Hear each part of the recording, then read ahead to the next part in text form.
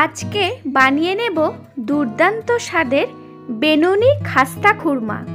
তার জন্য প্রথমে 2 কাপ ময়দা নিয়ে তার মধ্যে স্বাদমতো লবণ, 1 চামচ বেকিং সোডা দিয়ে মিশিয়ে ছোট বাটির হাফ বাটি সাদা তেল দিয়ে খুব ভালো করে 20 মিনিট ধরে ময়ান দেব।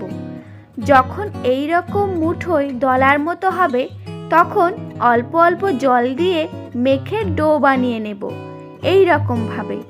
এবার ডোটা 20 মিনিটের জন্য ঢেকে রাখবো। তারপর লেচি কেটে পাতলা বড় করে বেলে নেব। এবার সমান করে লম্বাভাবে 3টি করে কেটে নেব।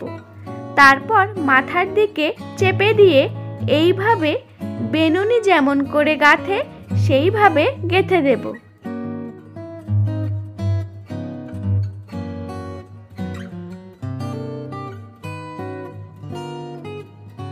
আর নিচের দিকটাও এইভাবে চেপে দেব।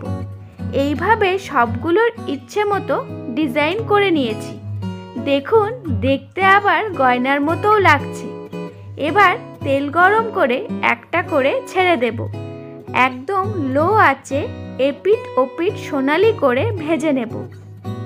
এবার 1 কাপ জল, 1 কাপ চিনি আর 1 চিমটে ফুড কালার দিয়ে ফুটিয়ে শিরা বানিয়ে নেব।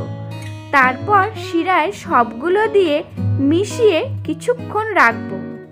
তাহলেই তৈরি হয়ে যাবে বেনুনি খাস্তা খুরমা।